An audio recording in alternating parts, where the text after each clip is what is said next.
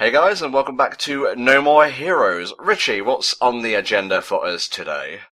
Well, you've probably noticed at this point that this is going to be a sort of lengthy part, but that's because this is another instance of a really short part being attached onto a slightly longer part, because this was originally 7 minutes long. Basically, all we're doing at this particular moment in time is going to Area 51, which is the clothing store in Santa Destroy, because it was the only part of the city that I hadn't shown off yet, that I wasn't going to show off later, so I just thought, I'll do it now. Are we going to play dress-up in this part, Richie? We're going to show off, the clothing, but we're not exactly going to necessarily buy anything. Watch your answer, because if you say we are not going to go shopping and dress up, I'm out. Seriously, we need him on here. Have you seen the Zelda comms? Watch HellfireComms without Tom64. You can see that he carries those things. I also appear greatly senile in those videos. That's right, Tom. Keep it up, and good luck. That Irish bastard! Sir Henry motherfucker. Love Henry so much. He's pretty great. Wait, hang on. We're getting dressed up to go to a clothing store to change clothes. Yes, that's pretty much a weekend afternoon for me, thanks. Okay. Yeah, I think the way that my brain was working was I didn't think that I was necessarily going to go to Area 51, so I just thought I'll put a t-shirt on, and so then I'm ready for when I go to the next boss fight. And then I realised as I was driving back from one of the assassination gigs, I haven't been by Area 51. I think it's because I took a different way back. And I was like, I should probably show this off. I am amazed that with all the stuff you can collect in this game, you can't collect anime figures. I know, it's disappointing, isn't it? I wouldn't say disappointing exactly, I just find it strange. Well, it really does depend on the figure, but I'm pretty sure he's gonna hot glue it no matter what he collects. That's a reference that went right over my head. Care to explain? It's probably best if it did. Okay, well, I think I get the context now. God damn it, Richie! I know that in No More Heroes 2, they, up the variety in collectibles, because I know that you can get, statues of mechas in his room.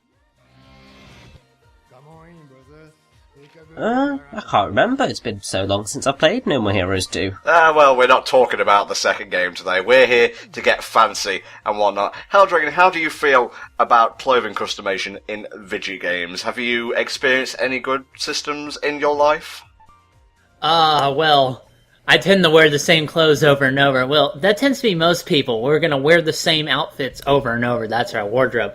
But I like clothing customization in games. Like, in particular, when we did Pokemon X and Y, I thought, it gave you a lot of interesting variety, which of course, they decided to realize by not being able to see it online, and they got rid of it for Pokemon Aura. So thanks, I suppose. Well, their excuse there was, because, lol, it's region-based, essentially. In Gen 7 or whatever, they need to bring that back and flesh it out, because while I understand why the female character would have more options, the male character still gets shafted. I wanted a fucking cape, okay? Champions need capes! No, that's actually a fact in the manga, so, yeah. Just look at Lance, he slays! You seem to forget. No capes. Listen to Edna Mode. Well, Edna's not here right now, she's not even in this universe, so Edna can go suck a fat one. Oh. Wow, No More Heroes Tom is so hardcore and edgy compared to other playthrough Tom. I'm sorry, I was listening to Margaret Moonlight's theme while we were setting up the new parts. And that just edgified you hardcore. Well, music is as music does, I guess. Is that it? Is that all we're gonna do in this part?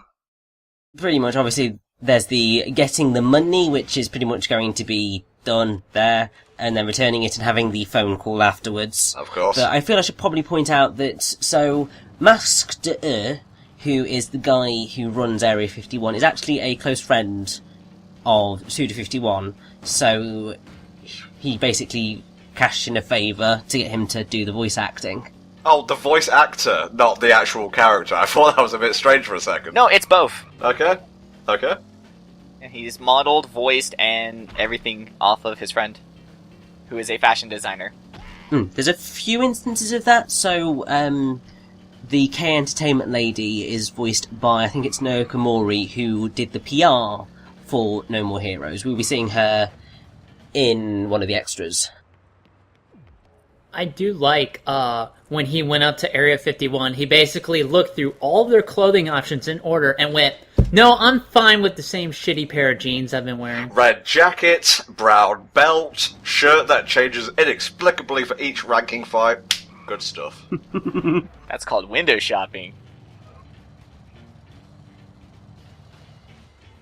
Really, Richie? You're parking in between like two spots there, mate.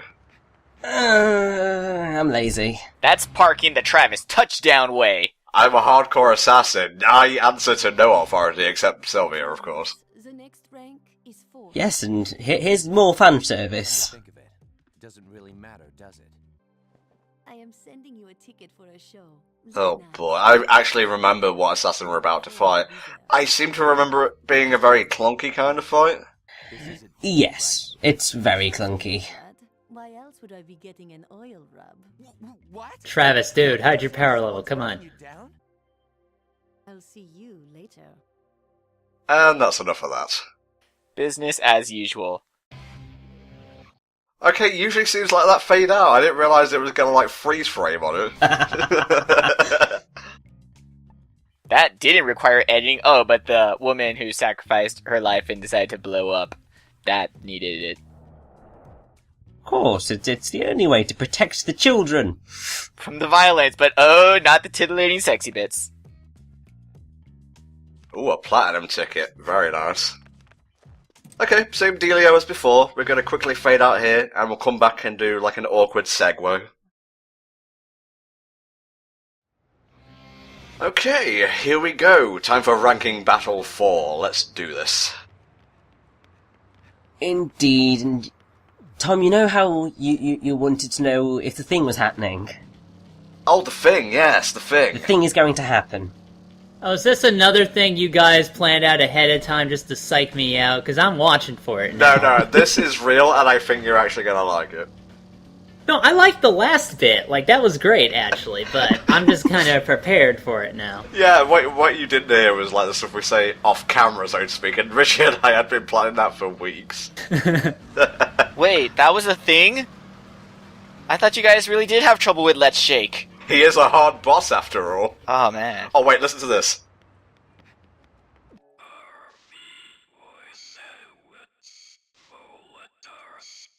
Just goes on forever. I like how the voice actually kind of stumbles his middle name, too, if you listen carefully. I've started like saying his name like just to myself around the house on the run up to comm sessions. It's very satisfying. I mean, it's a fun name to say because Harvey Moisevich Validarsky. It's great. That sounds like someone who composes ballets. I'm just gonna put that out there. Or Little Mac fights him in the ring. Yeah, Soda Popinski, Harvey Moisevich Volodarsky. Literally the same thing. So instead of just like having a straight shot to the train this time, we've got to fight for you guys first. Is that how it works? Yes, it's basically because this is very much not a normal level. So we have this little bit of fighting now, and I believe when we get onto the platform, but that's because we're not going to have any other fighting at all for the rest of the level. Instead, we have a wonderful level gimmick. Ooh, and again, I think Helldragon, you will like this one. I'm waiting for it. And, Helldragon, we're not bullshitting you on this one. Alright, alright, it's fine. Because see, now that we've passed like the halfway, in terms of the ranks at least, it's really not halfway in the game.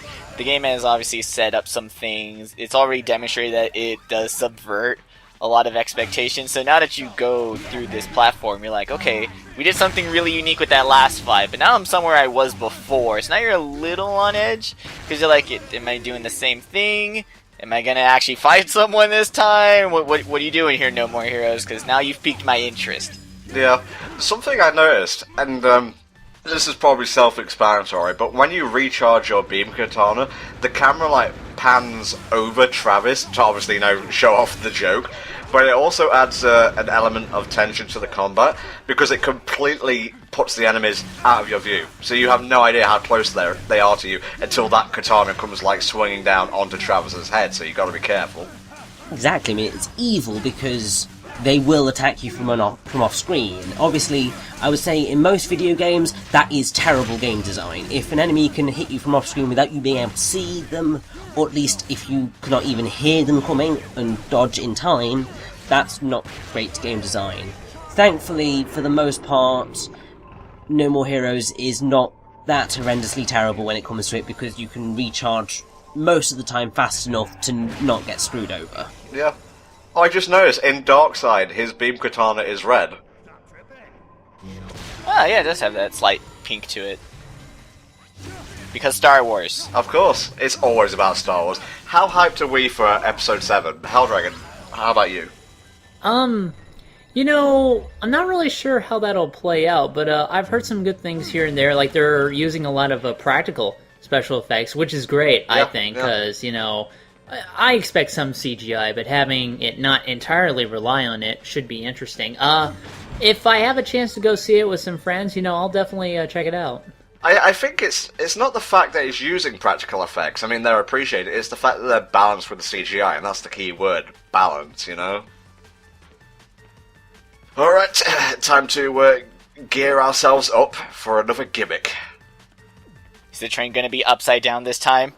No, we've already been through that extremity, we don't need to go through it again. Although that said, beating this particular boss is what unlocks that particular assassination gig, so it's quite cool. I've been there. Who else has fallen asleep on the bus? Just me? I am extremely stubborn, and even if I'm like almost close to death in front of my computer, I will not fall asleep. Oh, are we doing what I think we're doing? Yep. This is awesome. It's so glorious. Oh, it's a shmup. I was expecting a 2D platform, but alright. Oh no, it's fully shmup. Thankfully, it's not evil in that you can lose all your lives and you can still keep going. So, I'd say it's actually probably the nicest level in the game in that respect, because I'm pretty sure if you die in all the other levels, it will boot you back right to the beginning, whereas this actually allows you to just continue from where you were. Now you'll see it's all like 8-bit and whatnot here, and in the second game they do a similar thing, but it's like a proper bullet hell with complete with the little girls and the bright colours and such. I think I preferred this one, if just for the fact that it reminds me of that one level in Sparkster, which Helldragon you'll no doubt remember. Yeah, I remember that one. I don't know if you would notice, Richie, but is the Glastonbury's hitbox, is it as big as its model, or is it like a true bullet hell where its hitbox is only a pixel? I think that its hitbox is like just a pixel, like a square bit of its body in the centre.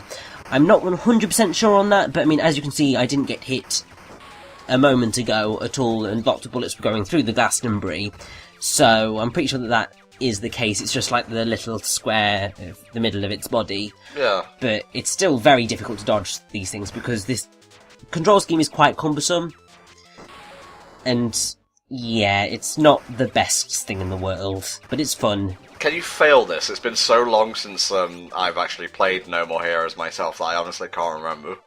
I don't think you can, actually. The fact that, like, I'm going to have to continue numerous times and still get through perfectly fine, so I'm pretty sure you can't fail unless, I suppose, you let the continue go down to 0. It is funny, I've seen you platinum, like, action games, but I guess shmups are your weakness. Yeah, I do not do well at shmups. There's just something about... because there's so much going on the screen, and you're all trying to focus on a very tiny bit whilst focusing on everything else, so it just gets a little bit too much for me, to be honest. Oh, Richie, the spirit of slow beef frowns upon you. Did they go through, like, a shmup phase? Well, no, he is super into shmups. He streams shmups all the time. He once streamed a shmup while having his kid on his chest. Aww. And, like, there's a picture of Slow Beef with his kid in one of those, like, baby carriage things. And he's playing a shmup, and it's pretty fucking adorable. Aww.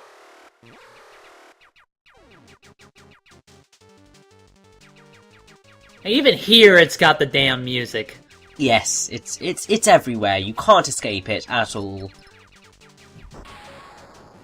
Are we fighting a holy hand grenade? The spirit of summer lives on! It took her, and now it wants us.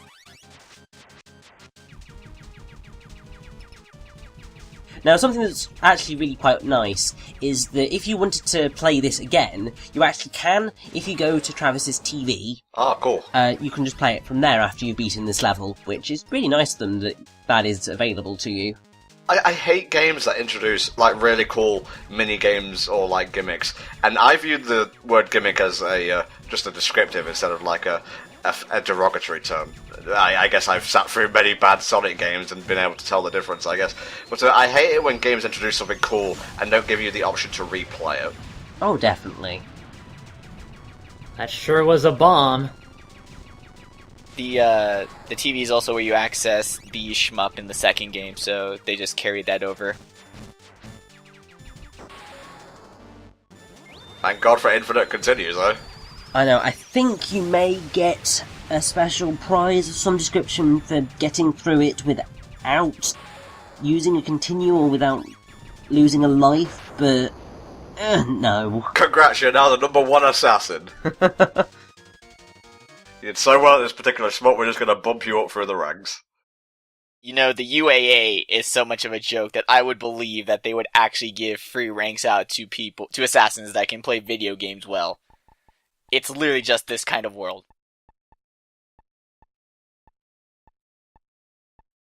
Well, I would have gone for the obvious, but that's just me.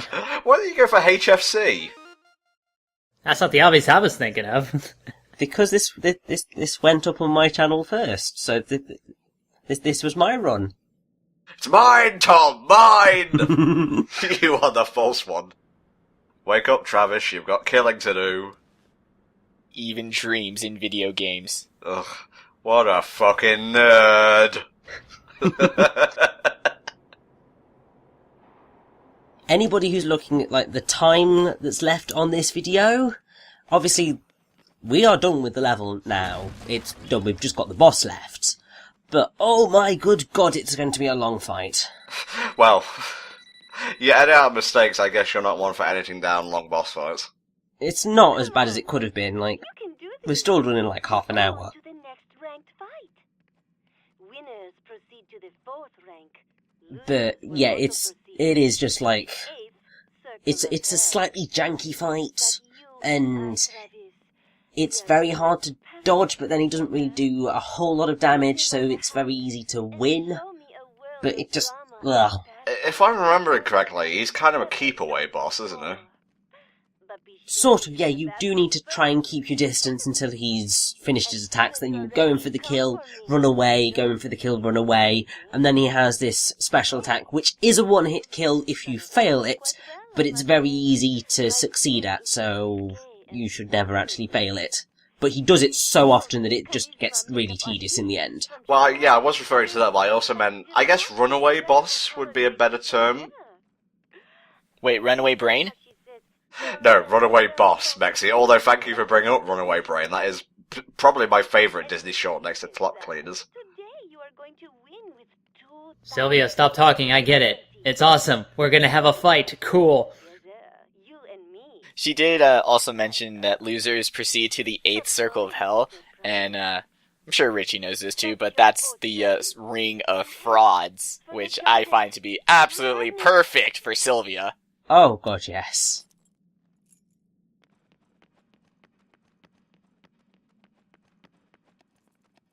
If I recall correctly, I may be slightly wrong.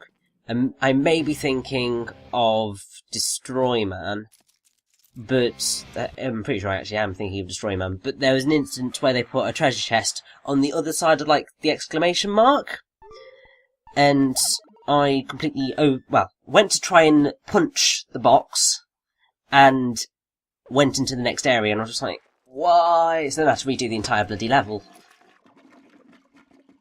Hey, at least you didn't need to jump into a boss arena, then double jump out of the boss arena to make a chest appear. That's very true. That stuff like that pisses me off to high heaven. Wait, what are we referring to here? What game is that? The Wonderful 101, there's a chest where you have to, like, jump into the final boss loading zone, but not land, so you need to double jump out of the final boss arena, and then once you land, a chest appears. That's actually the final boss. Yeah. I still haven't got around to playing Wonderful 101. Like, when the choice came for me to get the free game with Mario Kart 8, I went straight for Pikmin 3. I just, there's something about it I don't like. It may just be, like, the camera angle the game is played at. Well, you suck, because the Wonderful 101 is one of the most glorious games ever. It's got its flaws, don't get me wrong, and I will certainly say what they are. But, it's one of the most thrilling, exhilarating, and fun experiences that I've had, in spite of all of those flaws, that I will literally shout its praises from the rooftops, because it got a massively raw deal when Nintendo just didn't advertise it at all. Well, yeah, I agree with that, but even with advertising, could you have guaranteed that it was sold a lot of copies? Well, I doubt it would have sold a lot of copies anyway, because it's a Hideki Kamiya game on the Wii U. No, Tom, I kinda gotta agree with Richie on here. You do suck. Oh. That's not even done with a trace of irony, that's just mean.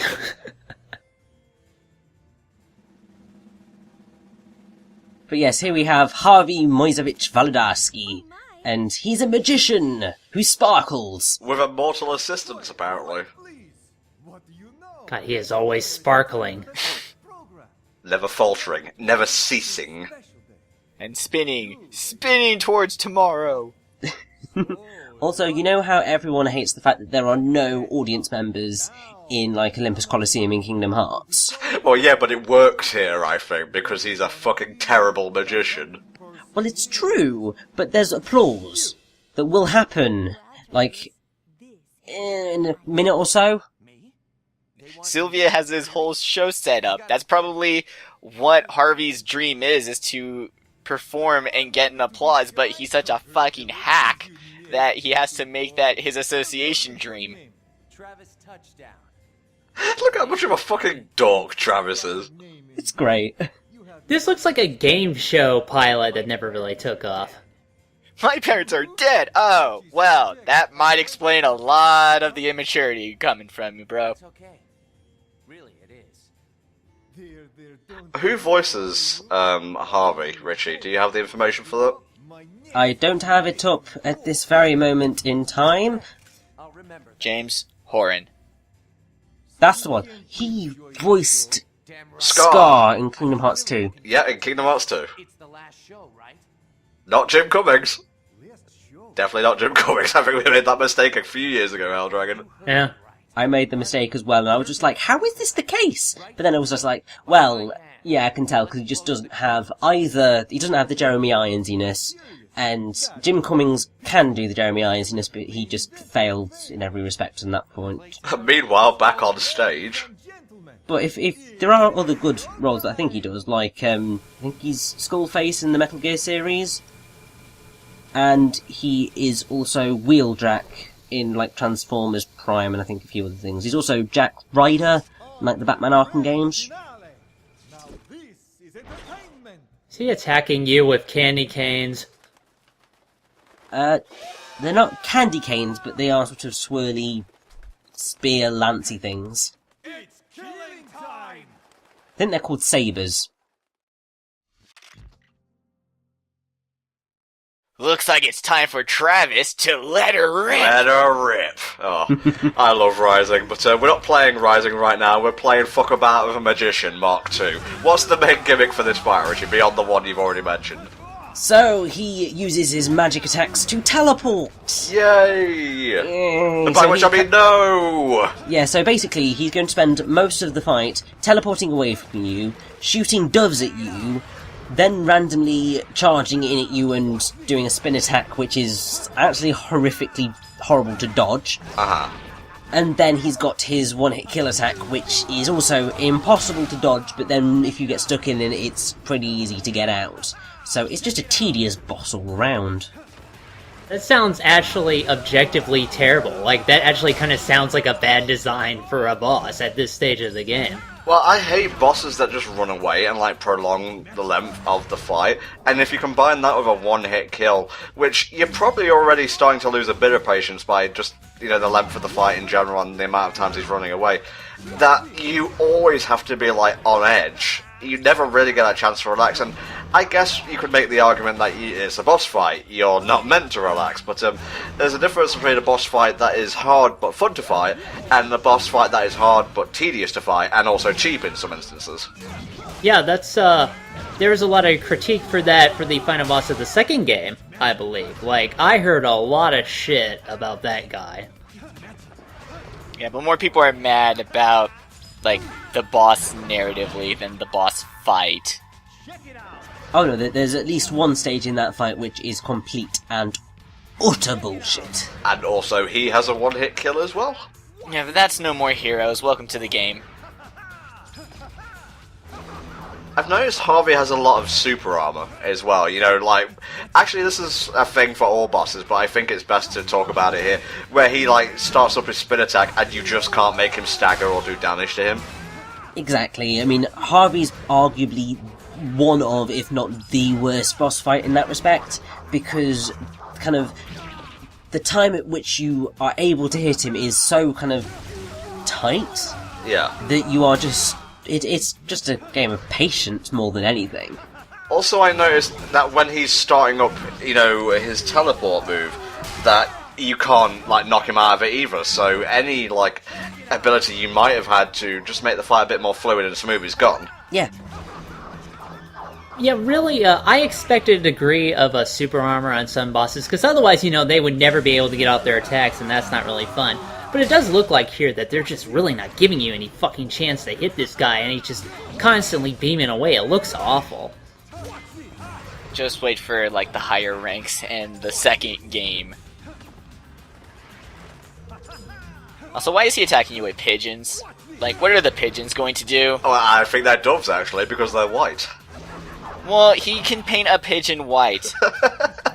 Yes, I never thought about that. But hey, he's a magician, he's got to use doves. I'm surprised he doesn't use rabbits, to be honest, but... Thank God you can, like, get him into a struggle, at least. Yes, I mean, those struggles are a godsend when you can pull them off. Well, they're not that difficult. Like, I don't think I've ever failed a struggle. I believe I failed one which was in death metal, but I think that was just because I was playing for time a little bit at that point. And then there is one that you physically have to fail, but that's plot relevant. I noticed you weren't doing damage to him there, you know, super armor again, but you managed to sneak in a stun and, like, a wrestle move. Is that something you can do to bosses in general, or is it just Harvey who's the one on the receiving end of it? Well, no, you can, in I think pretty much all the bosses, use the wrestling moves to kind of save your time a hell of a lot. You can do the kick, and in a number of instances that will definitely work to stun them. I'm pretty sure that because I've increased the power or something, or I've got a new technique, I can charge up my kick for a longer period of time and therefore actually get a successful stun no matter what. So it's not every time, then? So it's not every time. The way that the bosses generally work is that you get enough of their health down, then they will be automatically stunned, and then you can get a wrestling move on them anyway. So... Is this that one-hit kill that's coming there? Yes, it is. Well, how the fuck did he get in the box? Magic. Oh, well, yeah, that's true, actually. So basically the way that this works is that Harvey shoves you in the box, you have to break out of the box by either shaking the Wiimote or shaking the nunchuck. If you have to shake the nunchuck, it's slightly more difficult because sometimes the nunchuck doesn't respond quite as well, but you can shake it so quickly and get out that dying is really not that much of a problem. Oh, well, I tend not to agree with, like, one-hit kills anyway. Yeah, I mean, there's 2 more one-hit kill moves in this game, one of which is actually really clever, the other of which is probably the most awesome one-hit kill move ever, so I can forgive those, but this one's just a pain because after you've gotten rid of a certain amount of Harvey's health, he just keeps using this thing. And you have to go through the entire sequence again and again and again, and it just drags. Wait, can you not skip this? You can skip the cutscene going into it, but you can't skip the actual kind of shaking or the bit afterwards. See, I like how when they do the move, then it immediately fades back to the fight like nothing actually happened. I'm like, why is that even there? Oh, I hate it so much. Because the thing is that Harvey isn't necessarily a difficult boss. I mean, obviously you can see I've been living at this particular level of health for quite a bit of this fight now. It's just that because he has so much super armor, because he teleports so much, and because he likes to use his bloody one-hit kill attack, it just... No, I hate it. This is definitely the reason why I enjoy the melee into wrestling moves, because that's sort of like their whole point, is that when you do get bosses to that sort of range where they are going to be blocking a lot, you should be transitioning into melee into the wrestling moves. I know in the second game it's a lot not telegraphed, but you're definitely given a greater indication that your melees are also an option in combat, because I know in this game you can forget that Travis even has his puncher kicks. Well, I suppose you could make the argument that Richie isn't using the wrestling moves enough, but even if he was going for that kind of tactic, Harvey still teleports all the fucking time and starts spamming his one-hit kill. Yeah, it doesn't stop that, but that's definitely because that was one of my complaints about the game when I first played it, was that a lot of fights just go on forever because I would do what felt like 60 hits with no payoff to them because I wasn't doing any damage, when a lot of that can be cut out by switching over to melee. But like I said, it does nothing for everything else that's wrong with this fight, but it certainly helps with how you play the game for like everything else.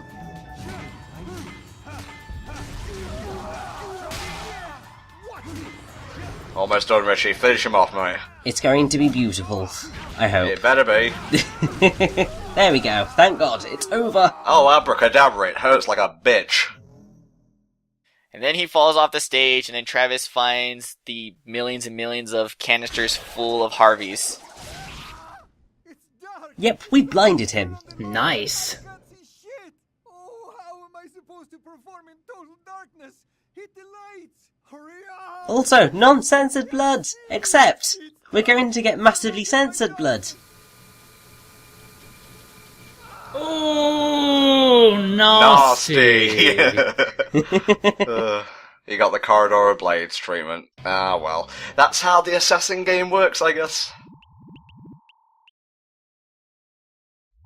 But also, this is the thing I was saying about with the audience, because Harvey doesn't really get the audience cheers until he dies. And then we're going to get audience cheers for Travis and Sylvia here, which is the bit that's odd. I really think it's Sylvia that has like a clicker, and when Harvey got sawed in half into the crowd, that was her just being a bitch, just like sitting in her seat, just clicking the applause button, and now she's clicking it again. Result: Travis Touchdown is now ranked 4th place. And the show will go on. I hope to see you all There's again. no one there, Travis. It's all in your head. Have a good night. I don't think he cares. He's just that much of a attention whore that he wants attention from people that aren't even existing. So, overall opinions, I guess I'll ask Mexi and then Richie, since obviously we played the game. Mexi, out of 10. 4. I'm about the same as well. One of my least favourite fights in the game. I'd put him there with Holly Summers in terms of busy work. I just don't care for it. But at least Holly Summers doesn't have a one-hit kill that she spams all the time. I like the Holly fight. Exactly. I like the area it's set in. I'm just not a fan of falling into holes all the time. It symbolises endless depression, and it's not good. Oh. Made it a touch too real at the end there. We are the rank number 4 assassin now, so I'm going to brag about this feat until the end of time. We shall see you guys next time for a bit more of No More Heroes. Have a good one.